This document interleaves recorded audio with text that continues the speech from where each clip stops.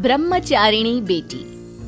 माथुर परिवार की बेटी शेफाली शादी नहीं करना चाहती थी और इस वजह से मिस्टर और मिसेस माथुर काफी परेशान रहते थे। उन्होंने कई बार अपनी बेटी शेफाली से इस बारे में बात करने की कोशिश की, लेकिन शेफाली हर बार ये कहकर बात को टाल देती थी कि उसे शादी करने में बिल्कुल भी इंटरेस्ट नहीं है। शेफाली का एक भाई भी था, उसका नाम था विशाल। शेफाली की उम्र लगभग 30 साल की हो चुकी थी और विशाल उससे छोटा। एक दिन मिस्टर माथुर कहते हैं, शेफाली बेटा, अगर तुम शादी नहीं करोगी तो आने वाले वक्त में विशाल की शादी में भी बहुत प्रॉब्लम आएगी।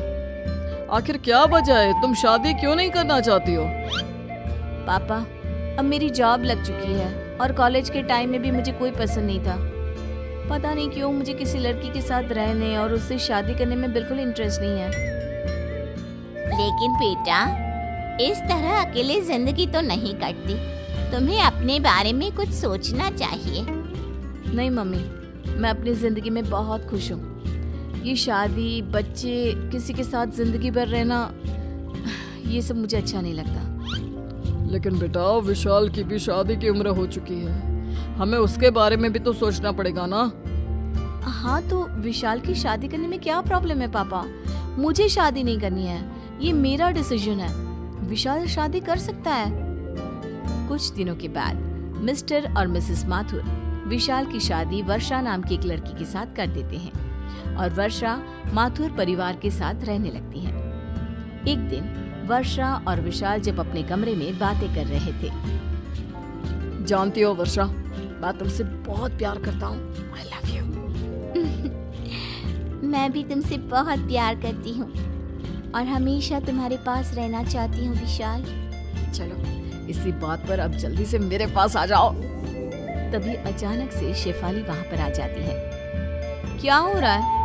हाँ, तुम लोगों को शर्म नहीं आती? दिन दहाड़े रोमांस करने में लगे हुए हो।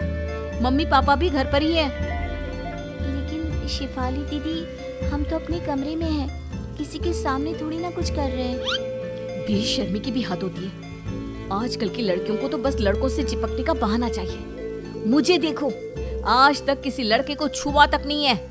मैं हाथ तक नहीं मिलाती किसी लड़के से। पूरी ब्रह्मचारी हूँ। लेकिन दीदी, मेरी और वर्षा की शादी हुई है, वो मेरी पत्नी है, और अगर वो मेरे पास आती है तो इसमें कुछ गलत नहीं है। अच्छा ठीक है, ठीक है, मुझे ज्यादा लेक्चर मत दो। तुम्हें बाहर मम्मी बुला रही थी, यही कहने आई थी। विशाल और वर्षा शेफाली के साथ कमरे से बाहर आते हैं। विशाल बेटा, बहुत दिन हो गए हम पूरी फैमिली के साथ कहीं आउटिंग पर नहीं गए। हाँ विशाल बेटा, और इसलिए तुम्हारे पापा कह रहे थे कि सब लोग साथ में मूवी देखने चलते हैं। बहुत अच्छा प्लान है मम्मी। मैं भी वर्षा से यही कह रहा था कि कहीं घूमने जाने का प्रोग्राम बनाते हैं। ठीक है मम्मी जी, हम लोग टिकट बुक करवा लेते हैं आज शाम की और सब साथ में चलते हैं। शाम को सब लोग मूवी देखने के लिए थिएटर पहुंचते हैं। वर्षा और विशाल एक दूसरे के पास वाली सीट पर जैसे ही बैठने की कोशिश करते हैं। हटो तुम दोनों यहाँ से, यहाँ तुम दोनों के बीच वाली सीट पर मैं बैठूंगी। अरे शेफाली, ये क्या कर रही हो? उनकी नई नई शादी हुई है, उन्हें साथ में बैठने दो। हाँ बेटा, वो दोनों मियाँ बीवी है, तुम उनके बीच में बैठकर क्या करोगी? अरे मम्मी, थोड़ी देर इनका दूर रहना जरूरी है, बैठने दीजिए ना मुझे। और जिद करके शेफाली वर्षा और विशाल के बीच में बैठ जाती है। ये बात वर्षा और विशाल दोनों को ही अच्छी नहीं लगती। कुछ दिनों के बाद, वर्षा जरा इधर आओ मेरे पास, तुमसे कुछ जरूरी बात करनी थी। बताइए दीदी, क्या हुआ? कुछ काम था क्या आपको? देखो वर्षा, मैं चाहती हूँ कि कुछ दिन तुम मेरे साथ मेरे कमरे में सोया करो। लेकिन दीदी, वर्षा आपके कमरे में सोकर क्या करेगी? क्यों? तुमसे 2 दिन भी अपनी बीवी से दूर नहीं रहा जाता क्या?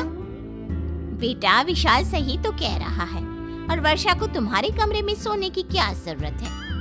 बस ऐसे ही मम्मी, मैं चाहती हूँ कि कुछ दिन वो मेरे साथ रहे, मुझसे बातें करे। अगर 1-2 दिन मेरे कमरे में सो लेगी तो क्या बिगड़ जाएगा? बेटा, उनकी अभी अभी नई नई शादी हुई है, तुम तो कुछ भी नहीं समझती हो। अरे मम्मी, शादी होने का मतलब ये थोड़ी ना है कि दिन रात एक दूसरे के साथ रहो, एक दूसरे से चिपक कर रहो। अब हो गई ना शादी। मुझे देखो, 30 साल से ऊपर की हो गई हूँ, लेकिन अभी तक ऐसी कोई फीलिंग मेरे दिल में नहीं आती। माथुर परिवार शेफाली की इन हरकतों से परेशान हो जाता है और फिर वर्षा और विशाल मिलकर एक प्लान बनाते हैं। शेफाली दीदी, मेरे ऑफिस का एक कलीग है, उसने अभी अभी ज्वाइन किया है। कुछ दिन वो हमारे ही घर आकर रहने वाला है। अरे ऐसे कैसे कोई अनजान लड़का हमारे घर में आकर रहेगा? अरे बेटा, किसी की मदद करने में क्या बुराई है। अच्छा ठीक है, लेकिन उससे कहना कि घर की औरतों से थोड़ा दूर ही रहे, ज्यादा बात करने की और चिपकने की जरूरत नहीं है। और कुछ दिनों के बाद अमन नाम का एक लड़का जो शेफाली की उम्र का था, मिस्टर माथुर के घर पर रहने आता है। एक दिन सुबह के वक्त। वैसे शेफाली जी, शायद आपसे किसी ने कहा नहीं, लेकिन आप दिखने में बहुत खूबसूरत हैं। देखो, तुम अपने काम से काम रखो, मुझे इस तरह की झूठी तारीफ बिल्कुल पसंद नहीं है। लेकिन मन ही मन शेफाली को अमन का अपनी तारीफ करना बहुत अच्छा लगता है। और फिर अगले दिन, शेफाली जी, आप ऑफिस जा रही हैं? मैं भी उधर ही जा रहा था, चलिए मैं आपको छोड़ देता हूँ। अरे नहीं, मैं अकेले चली जाऊंगी। मैं किसी लड़के के साथ घर से बाहर जाना पसंद नहीं करती। अरे कोई बात नहीं, एक ही रास्ते पर जा रहे हैं, इसमें क्या हुआ, चलिए बैठ जाइए। वो चलो ठीक है। शेफाली अमन के साथ चली जाती है। एक दिन ऑफिस से आने के बाद, माँ मेरी तबीयत ठीक नहीं है, मैं अपने कमरे में आराम करने जा रही हूँ, आप प्लीज मेरे लिए कॉफी बना दो, बहुत सर दर्द हो रहा है। बेटा, मुझे तो अपनी किटी पार्टी में जाना है, बहुत जरूरी है, और तेरे पापा भी अपने दोस्तों से मिलने के लिए गए हुए हैं। कोई बात नहीं माँ, वर्षा से कह दो, वो मेरे लिए कॉफी बना देगी।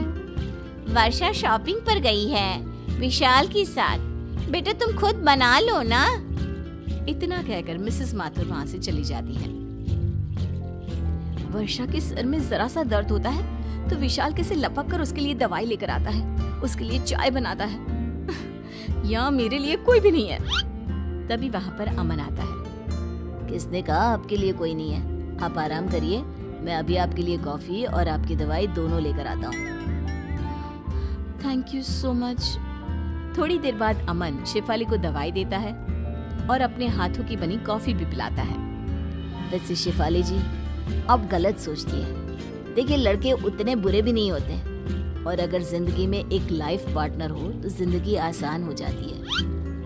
ठीक कहते हो, तुम्हारे आने के बाद मुझे भी ऐसा ही लगने लगा है। लगता है मुझे भी अब अपनी जिंदगी के बारे में कुछ सोचना चाहिए। अगर आप बुरा न माने तो एक बात कहूँ, मैं आपके साथ पूरी जिंदगी बिताने को तैयार हूँ। अमन की बात सुनकर शेफाली खुश हो जाती है और रात को जब मिस्टर और मिसेस माथुर घर आते हैं, माँ पापा, मुझे आपसे एक जरूरी बात करनी थी। शेफाली दीदी, हम सब जानते हैं आपको क्या बात करनी है। आप अमन के साथ शादी करना चाहती हैं ना? अरे लेकिन आप लोगों को ये बात कैसे पता? क्योंकि ये हमारा ही प्लान था। और मैं तो अमन को पहले से ही जानती हूँ। क्या ये सब आपने जानबूझकर किया? तो क्या करते बेटा, जिंदगी भर अपनी बेटी को ब्रह्मचारिणी बेटी तो नहीं रहने देते ना। देखो बेटा, शादी करना और खुश रहना कोई बुरी बात नहीं है।